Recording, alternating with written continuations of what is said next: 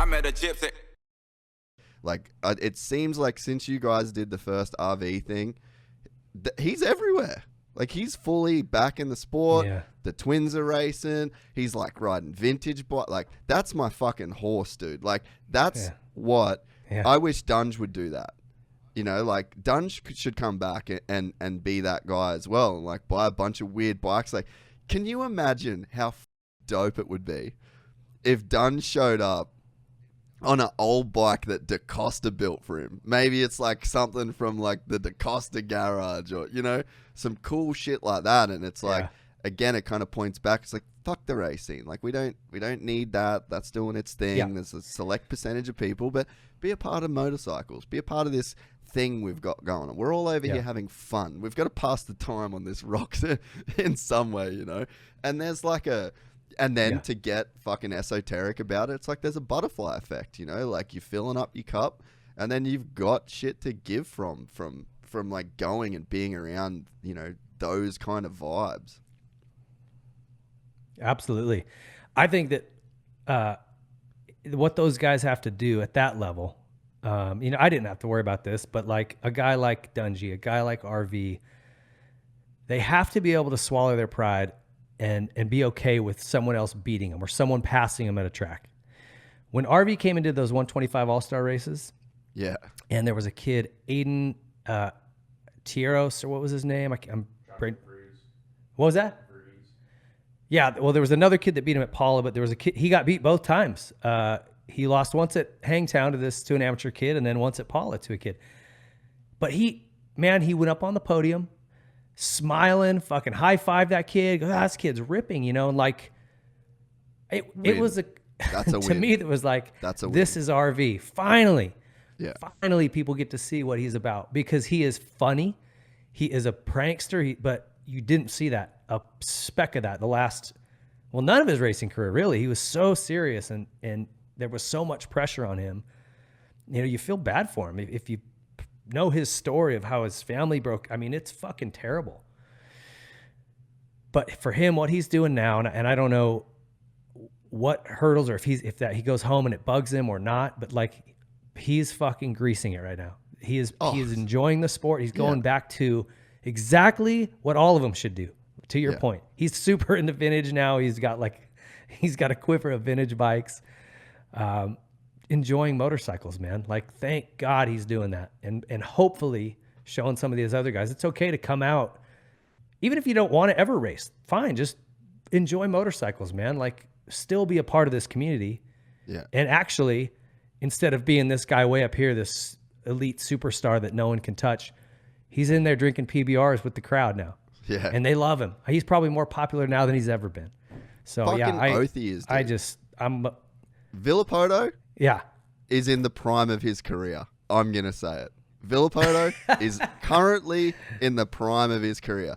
He's got cash in the bank. He's got some fucking dope kids. He's got a bunch of bikes. He can do and say whatever the fuck he wants. And I like this Villopoto better than the Villopoto that was winning everything. And guess what? I also fucking like the fact that he got smoked at the 125 thing. That's better for the sport.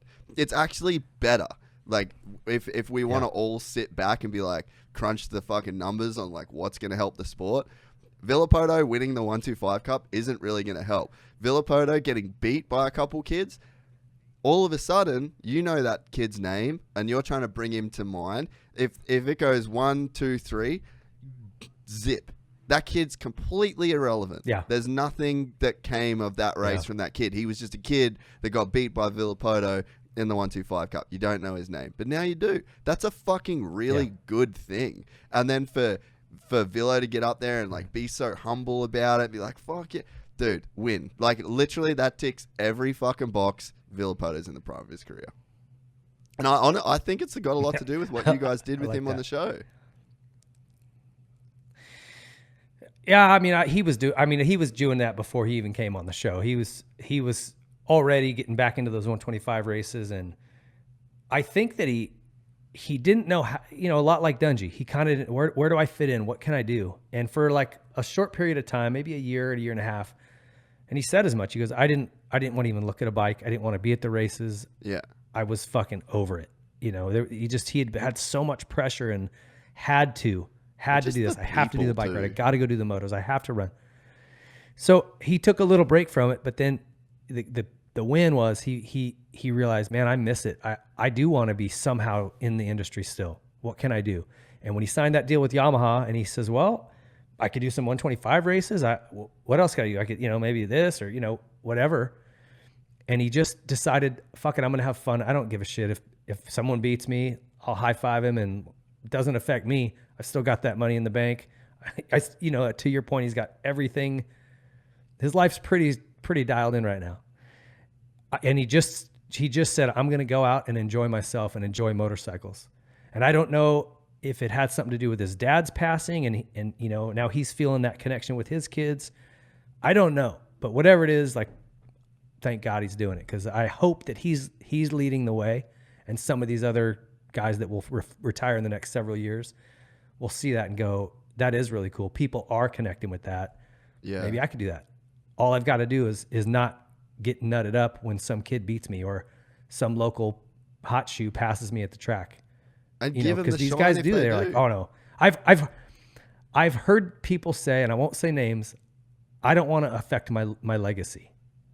Like the name I've made. Yeah. I don't want to diminish it. And I'm like, you're attached to something that's not real. Exactly right. And you know what? It was about the time that guy said that. I wish I could. I don't want to say who it is, but fucking promise you know this guy. I went through my garage, because I had in my garage like every trophy, like I had fucking boxes of trophies, right? Everything you ever won at a pro race. And I'm like, what am I doing with these? Like, I'm all of a sudden that high school quarterback who's still wearing his Letterman jacket around, and I'm fucking 38, right? I said, all right, I'm done with this shit. And I kept just the wins. I'm going to keep things that like were really significant milestones in my career, but it's going to be very small. Yeah, it was just race wins. I kept the one national podium I had and one race in I have 3 trophies from winning Bercy one year. I got rid of everything else.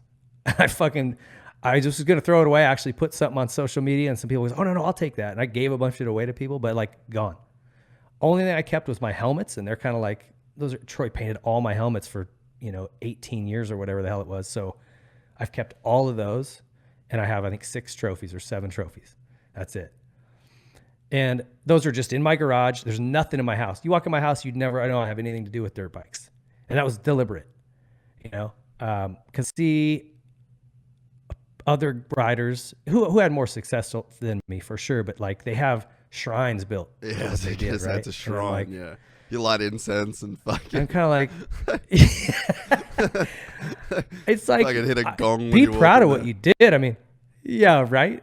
Be proud of what you did and hang on to some memorabilia. But like to build a palace of all of your shit, it's like, like what we talked about.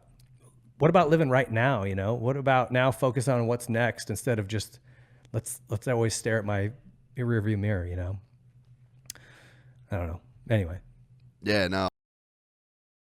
If you enjoyed this content, please like and subscribe. And to listen to the full 3-hour podcast, search Gypsy Tales in your favorite podcast platform or click the link in the description below. Gypsy Gang.